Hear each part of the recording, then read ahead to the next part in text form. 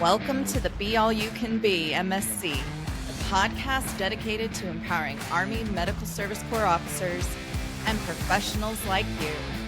I'm your host, Stephanie Moore.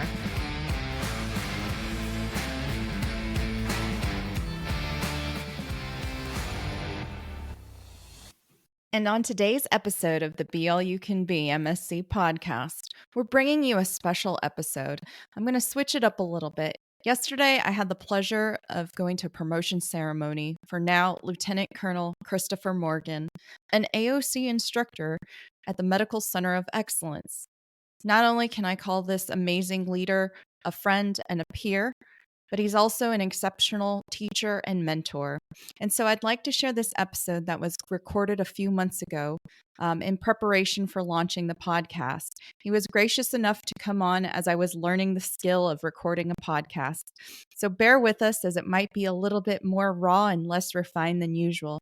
But I really want to make sure that we share the knowledge and information that this exceptionally passionate leader provides on not just being an AOC instructor, but on if you should attend multiple AOC courses.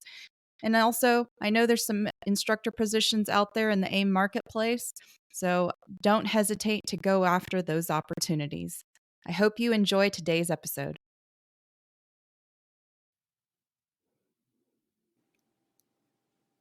And on today's episode of the Be All You Can Be MSC podcast, our guest today, Major Promotable Chris Morgan. So, Chris, welcome to the Be All You Can Be MSC podcast today.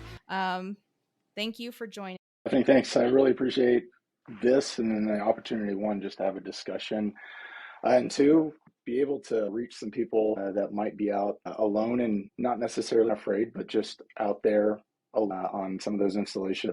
That network isn't the greatest. And thanks for having me on. My pleasure. So today we're going to talk about a couple of things, but it's all in the realm of education. So we're going to talk a little bit about the AOC courses, so the area of concentration courses, what it's like to be an instructor, and then also maybe delve a little bit into your personal experience with LTHAT, long-term health education. So let's talk about our first thing, and that is, what is it like? You currently are not only the chief instructor for the Medical Logistics Officer course, which is known as the 70 Kilo course, but you're also the chief instructor for the Medical Operations and Planning course for the 70 hotels. So if you could share a little bit, what is it like serving as an AOC instructor at the Medical Center of Excellence? Thanks, Stephanie. It's a great question. And I never thought I would be here. I never thought I would have the opportunity to come back to the schoolhouse and be able to teach. I'm a product of both the hotel and the Kilo course. Thought I wanted to be a hotel when I grew up, and then I saw the light and I jumped over to the Kilo community. That's a joke. So what it's been like to serve as an instructor here, I think it's just been a great opportunity to impact a ton of people that have come through here through the Kilo course. And just for the record, I'm the acting hotel instructor, Major Chris Khan, Major Promotable Chris Khan. He is retiring. He's done great things for the hotel course. And we have someone coming in that'll be here in the December timeframe, and she will be picking it up from there. And I'm just covering the gap right now. But one, for me, I just love to teach. When I actually went to college, to get my undergrad, I actually wanted to get a teaching degree, but the Army said, hey, look, you only have so much time. I wasn't going to be able to do extra year to be able to get my teaching certificate, so I had to change a little bit, but it was still along the teaching realm. I mean, that's one of my greatest passions is being able to teach, whether it's been in the past in units and organization, or family life, or it's been in church life. It's a great opportunity to be able to instruct students that are coming into an area, these junior officers, and for the hotel course, some of those senior NCOs, where they are at a place where they just want to know more. Some of them have experience, some of them don't have any experience, and they're coming to this course to try to gain that. So being able to find what the doctrine is and instruct that doctrine, but then mesh that well with kind of real life experience, some of the exposure that some of me and my other instructors have, and then our guest lectures. The AOC is not considered any of the professional military education, the PMEs. We fall under the same department as the BOLIC and the career course. And I think there's with that is that they probably have a little bit stricter light on them, and we have a little bit more freedom knowing that we're not PME. And that doesn't mean that we're not teaching the right things. It's just that there's very regimented when it comes to Bullock and Career Corps. But for us, we have a little bit more room to play in the margin, which I think help find and give a little bit more scope for when the students come in to help them, one, maybe, and I think of it two ways when it comes to the teaching aspect. Either they're going to love this field and this is going to be the springboard that launches their Army career and they're going to look back to that moment, or they're going to come through and be like, that was cool, but that wasn't for me. And that's kind of the hope we get out of every single one of these courses, me and, the PAD and the HR and the hotels and the Deltas for the IT is, hey, we want you to come to these courses to see if this is what you have a passion for and a drive for. I hope that answered the question about what it's like serving as an AO instructor. So to expand a little bit, obviously you have a great passion for teaching, like you were talking about. What does teaching do for you as a leader? Like what are you getting by sharing that passion? I'd be interested to hear more how that affects you as a leader. Yeah, thank you. I think it reinforces I continued to stay in. So I had an opportunity a while to get out and transition.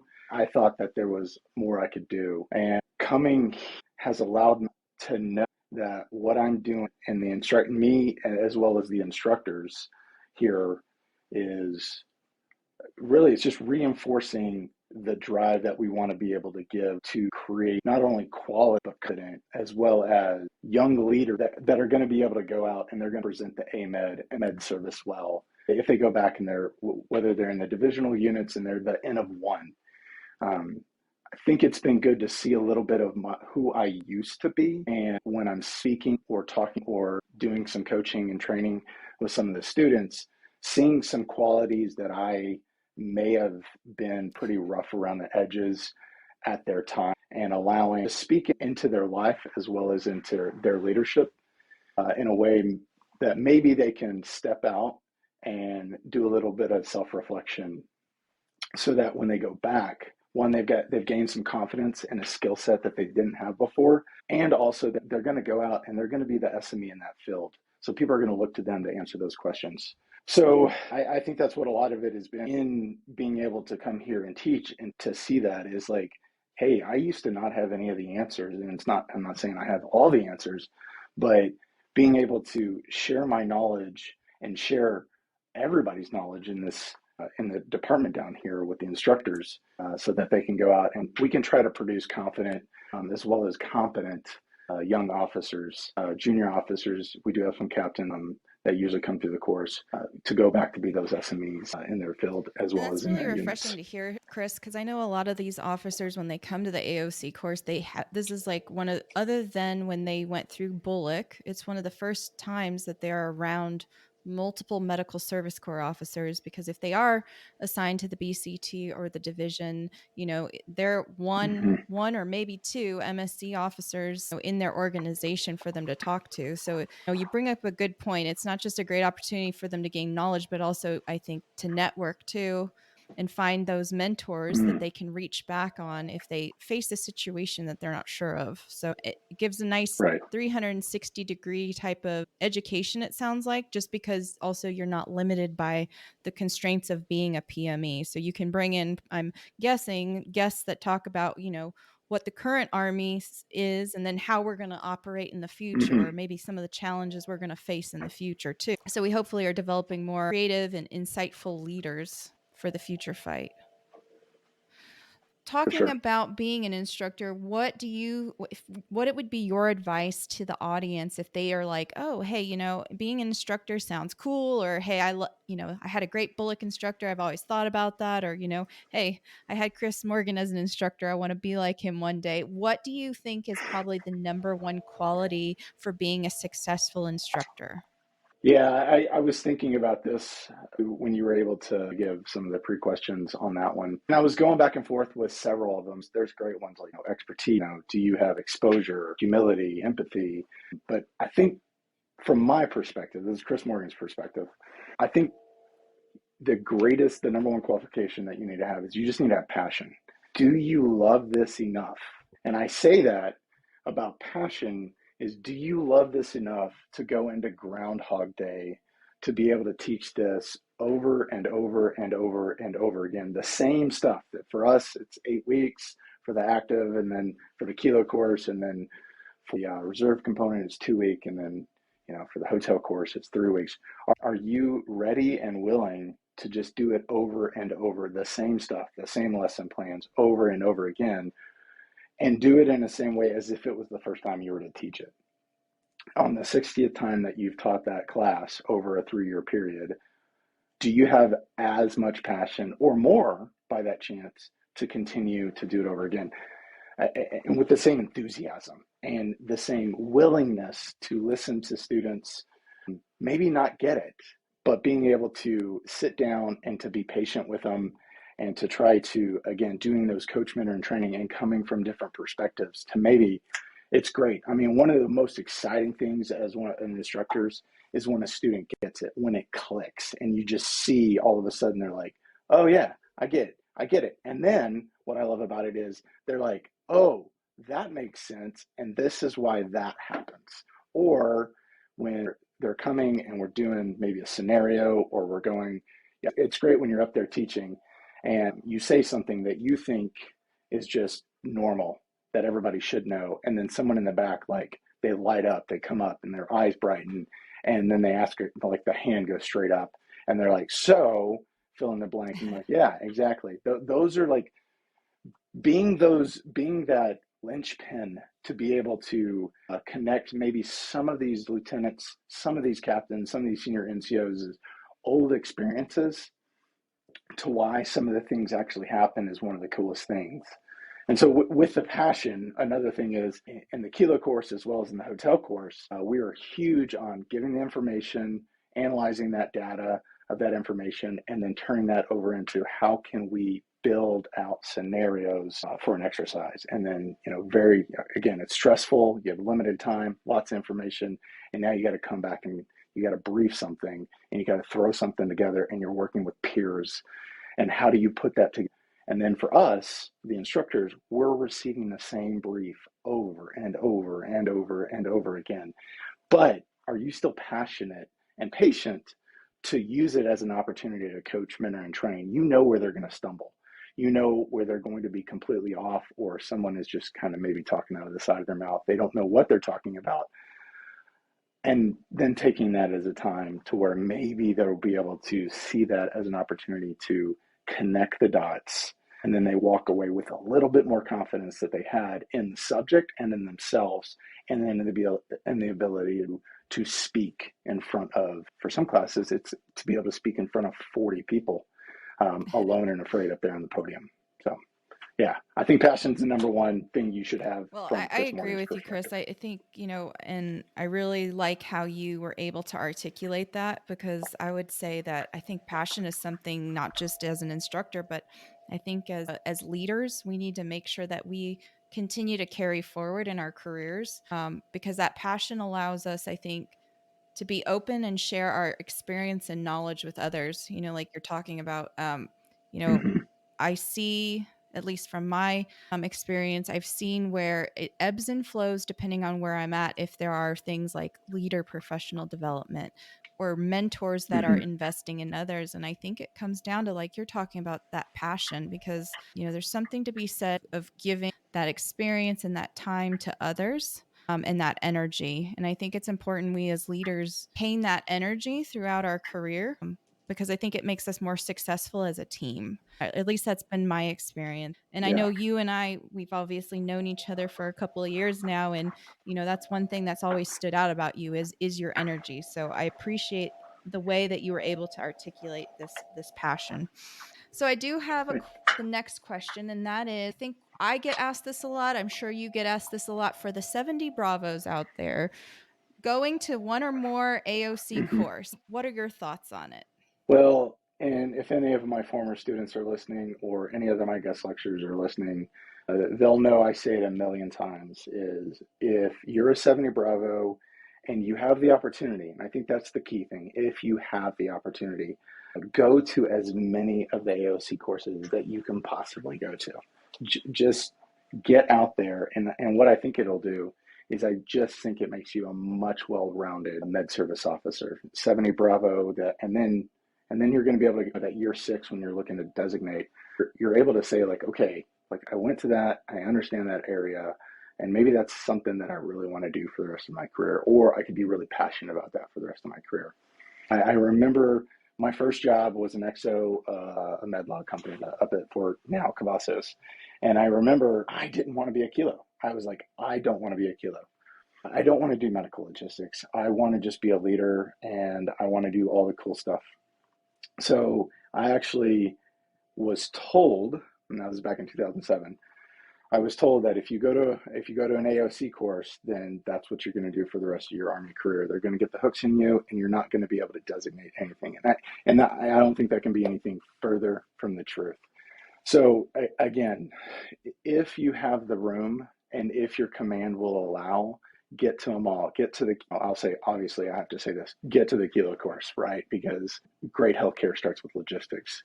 So good plug there. But also, what does it take to be a 70 hotel that goes into that? What does it look, understanding 3.0, understanding 5.0, understanding 7.0, understanding all the plans and operations and MDMP from that perspective. But then, there are many times looking back, I did not get to go to the pad course, but I remember when I was a 70 hotel downrange, working as a brigade meadow, there were things when we were pushing patients in and out of theater. I remember going, man, I don't know how to do this. And I had to rely on the division pad officer to answer a ton of questions. I really wish I would have had that experience back then and have understood it, because then I would have understood a little bit more about traces. I would have understood about all the stuff that goes into the pad life that I just didn't know about, and how hard it is to get patients in and PM on and all that stuff. So again, my recommendation to every student is that comes through here, and or anybody I get, any junior officer that's asking questions about it, is get to as many courses as you possibly can within the AOC, so that you can be a more well-rounded AMEDD officer, a great med service officer, and then start putting on that field grade. You can be able to, I think it allows to open up your aperture to understand how things flow within the network of the med service. I definitely agree with you there, Chris. I was not an individual that got to go to multiple AOC courses, but I agree with you. Whether it's through AOC courses, which I think is kind of like an easy thing to get, versus trying to jump around in different assignments to gain that experience. But I would say most of the AOCs have a lot of synergy with each other. And as you do progress in your career and become a field grade officer, if you're a battalion XO, you need to know all the S functions, and you need to know what your 70 hotel knows and does, just like you need to know what your 70 Delta knows and does and brings to the fight. Because otherwise, how are you as the XO going to give the guidance and help them refine the products that provide the commander the shared understanding of the current operation? Yeah, But for sure. That's good. I want to ask you a more generalized question, just because you have a ton of experience, you have a ton of education as well. And what do you think is some of the biggest challenges that our medical service corps officers are facing today with regards to the education pillar? Yeah, and I was thinking about that on the different levels as kind of like almost like the tactical, operational, and strategical, trying to look at that education wise. And maybe I'll try to look at it through those lens. And if it lands well, then maybe we can write a white paper.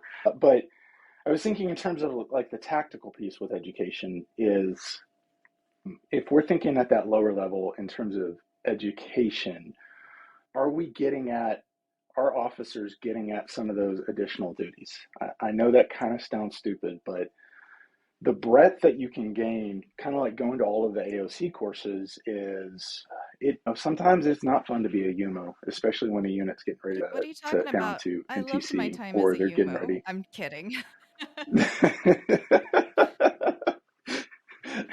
No, I did the Homeland Security mission with being a UMO and trying to get everything over to Camp Atterbury and Muscat was a great experience. But I think that helped me as a lieutenant. It so helped me as a company commander when we were getting ready to deploy downrange. There were things that I was able to coach, mentor, and train, as well as advise, and be able to speak with authority and education into as we were going down. And then my XO, poor XO, she's no longer in the Army now. She has transitioned out and doing great things with family up in the Chicago area. But she had done a very abbreviated UMO course just because we had to get down in range quick. And without our relationship at that time and me having the experience, I don't know where we would have been. So taking advantage of that and not saying like, okay, you're gonna, if you are being tasked with something, just say, look, okay, this is an opportunity for me to learn about something within the Army that only a few people will know about, or very few people, and then become an expert in it. And then being able to kind of coach and train people in that field. So if there's an opportunity to volunteer for something, I would say that is, what I see as challenges is, I think that's just not only med service, but just general human beings that not necessarily wanting to volunteer for something, but take advantage of that. And then, in terms of like the operational piece of it is in terms of, those Army courses, those PMEs out there, challenges of when to go.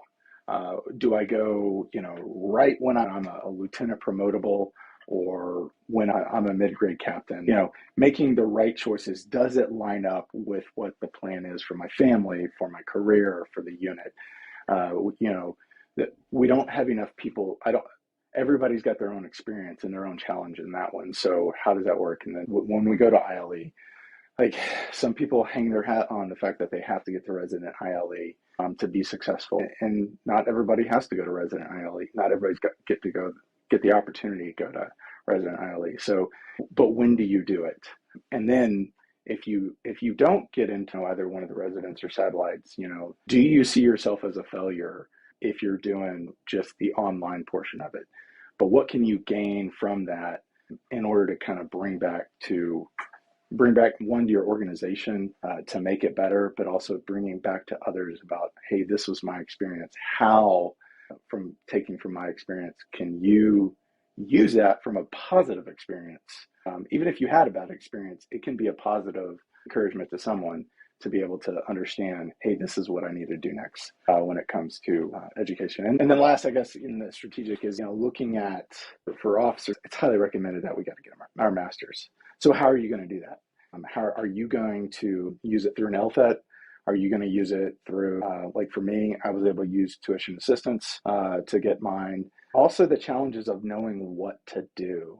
Are you going to use it to speak into your career, or are you using that master's to kind of, maybe that's my part of my exit strategy that's a out really of the good Army. Point, Chris. And so I apologize to interrupt you. It's a good point, because I think oftentimes yeah. officers think of it as very rigid. Like, I have to get my master's degree in the area that I'm in, and that's not true necessarily, because there's a lot to be said for education, advanced education, and advanced degrees.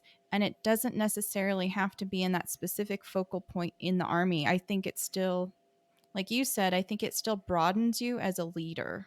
Mm-hmm. Yeah. Going back to the tactical part, it's interesting you bring that up, and you make me laugh when I'm sitting here. You're making me reflect back all those fun courses that my company commander sent me to as a lieutenant. And looking back now, I'm very thankful for that. Like you said, it puts you in unique situations. When you get those opportunities to go to those courses, you're then put in little mission sets or taskings where you get experience that your brothers and sisters to your left and right don't necessarily get, because they don't have that certification or qualification. And I think anytime you have more experience under your belt sooner in your career, I think it helps you refine your leadership style. Yeah, I want to dovetail with that one in the fact that all of those things eventually speak into something. With my students, when they come in on day one, I'm like, hey, this is 8 weeks and it's a lot. You're going to learn a lot. And I would say probably half of this, you're not going to understand for another 10 years. And I think if some of our junior officers can think on that, hey, I've got to do this in order because I'm just fulfilling a gap right now. But how it eventually applies over time. Take, for example, the safety course, being a safety officer, right?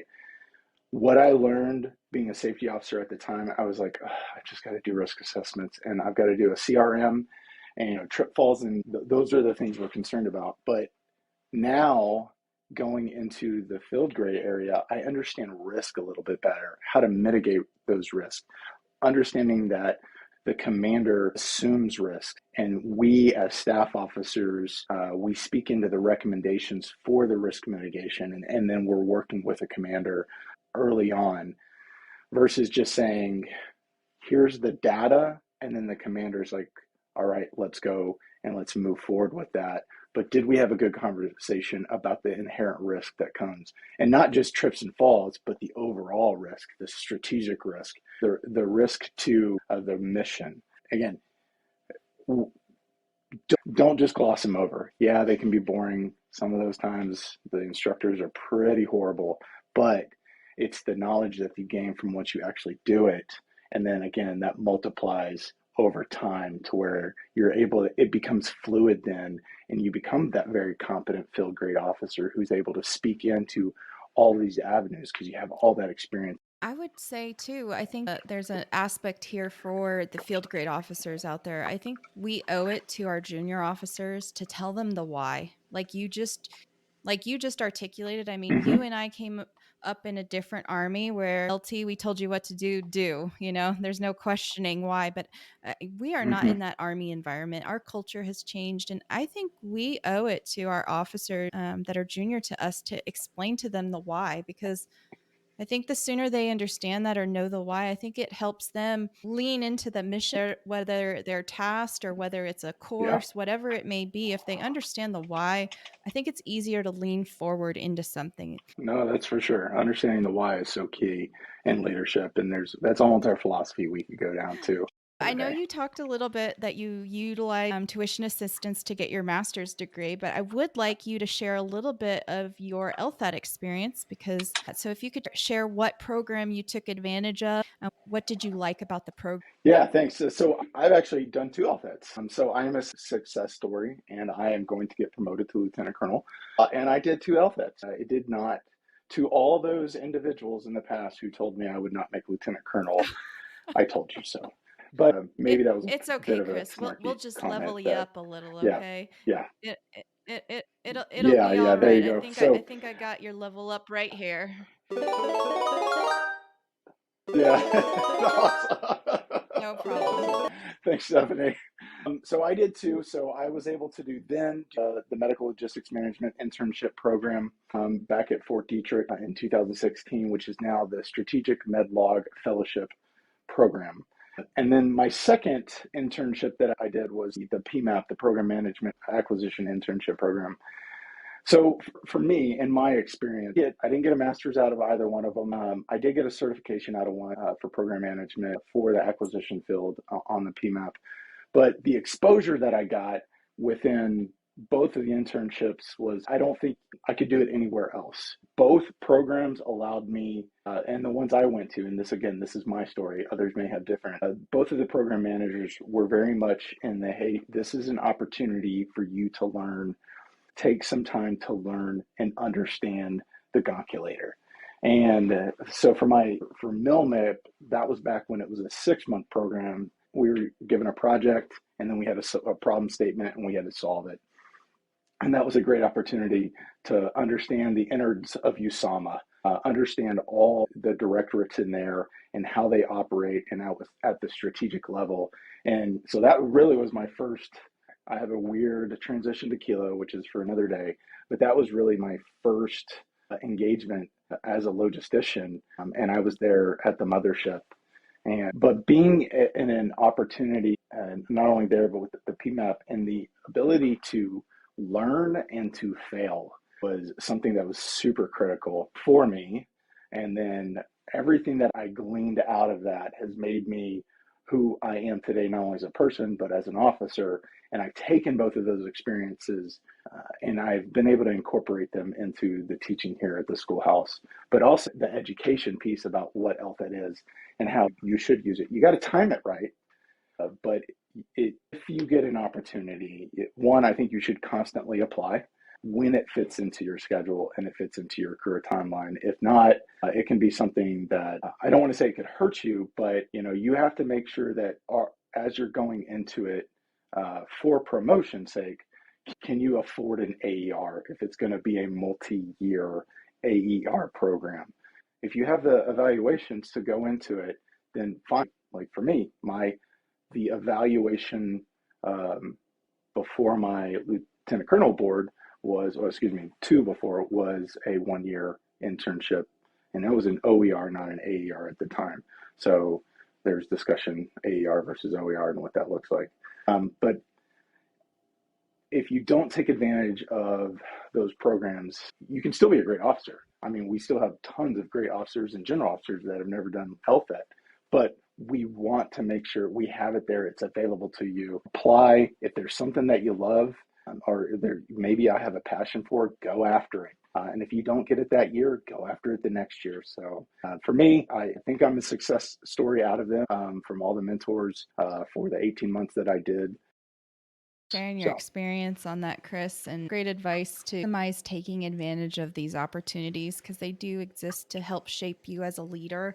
And like you said, the timing, there's no such thing as perfect timing, and sometimes you have to be flexible. So like me personally, I did my long-term health education as a major, which is not usually, we try to recommend people post company command as captains, but where there's a will, there's a way. So I agree. You have to see what applies best for you. All right, so we have 2 more questions for you, Chris, and that is the best career advice you've either ever received or given. I don't know if there's a lot. I've gotten a lot of great career advice from really good officers, and I've gotten really good advice from bad officers. If you probably can read between the lines on that one, I think you can get great advice no matter wherever you go. And the great advice is, I'm going to take that or I'm not going to take that. But from my experience and my story and what I went after is I'm going to give a good shout out to Lieutenant Colonel retired Jim Waddick, who was instrumental in my career. He is one of the reasons today that I am a medlog officer. And not only that, but his shaping to allow me to become a medlog officer. If it wasn't for him, I wouldn't be in the Army anymore, and 2, I wouldn't be a medlog officer. But when I was a young lieutenant out at the duck pond at CTC in Killeen, Texas, outside then Fort Hood, he said, Chris, and I'd never really heard it because I was a young lieutenant at the time. He said, you are your best career manager. And I think I took that to heart, because there were a lot of people telling me what I should be doing. And there were other people saying that this is stuff you shouldn't be doing. And so I was able to take his advice, what Jim gave me, and ran it through that filter of I am my best career manager. And here's one example. 2010, we're in Mosul, and this was at a time when in the first Cav, you had to be a career course graduate in order to command. And there was an opportunity downrange of the Charlie Med of the 27th BSB where I could have went and commanded it, but I had to go back to here to Fort Sam Houston to go to career course. Well, that's not what I wanted to do. I wanted to go to then Click 3, the Combined Logistics Captain's Career Course. That's what I wanted to do, and that was what my heart was after. And I had to go speak with Colonel Winsky, then Colonel Winsky, who is retired Major General Winsky, and with my XO, I said, sir, don't want to go to the AMEDD career course. There's nothing against the AMEDD career course. It's a fantastic course. The instructors here are some of the best that we have in the Army. That's not what I wanted to do. And it was from that advice of you are your best career manager. And he said, okay. He said, I disagree with you. And then I had some other individuals after that said that you will never get promoted to major because of what you just did. And you will never command in the Cav. And I was okay with taking that. That was my decision. And it was what it was. And I got to go to Click 3. It's one of the best experiences I've ever had. Broadened my horizons like no other. And I met some of the greatest individuals through that experience, and the breadth that I gained as a AMEDD officer I feel like was value added back to the Med Service Corps. Thank you for sharing that, Chris. That is some excellent advice with being you're your best career manager. I think too often junior officers feel like they have to do exactly what their senior leader tells them to do, or do exactly what their senior leader did. But we have all had different journeys. We've all had different assignments at different times. I joke a lot with people, stop being job snobs and just do a good job. But there's a lot to be said to being your own career manager. And it obviously shows because you were selected for promotion and a merit-based promotion. So I appreciate you sharing that advice.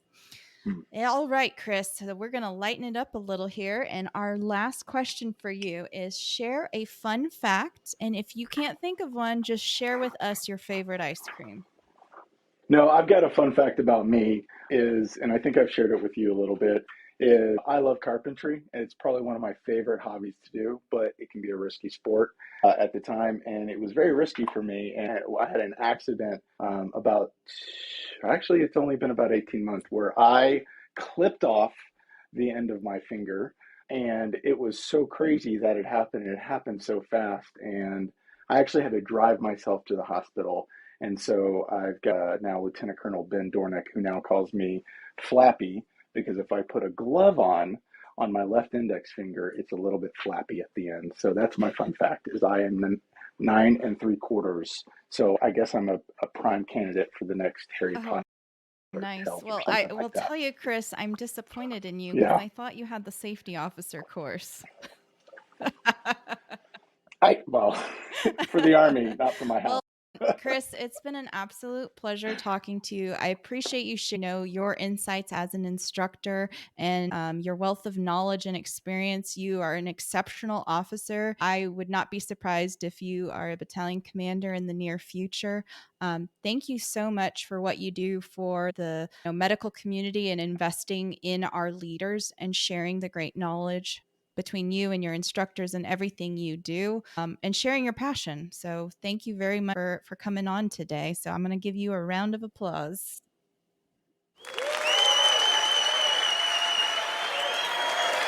All right. Awesome, Stephanie. Yeah, thank you so much for having me on. And again, if anybody look me up on the Global, I'm more than happy to ask any questions. And if you have any questions about any of the AOC courses or career course or BOLIC, reach out to me. And literally, it's the AOC row down here, and all I have to do is walk out and go talk to one of the AOC course directors. Thank you, Chris. Appreciate it, Stephanie. Thank you. Thank you for joining us. Don't miss the next episode of the Be All You Can Be MSC podcast. Subscribe now and join our vibrant community of ambitious professionals who are taking their careers to the next level. The opinions shared on this podcast are the personal opinions of the guests and the hosts. They do not reflect the official position of the Medical Service Corps, the Department of Defense, or the U.S. government.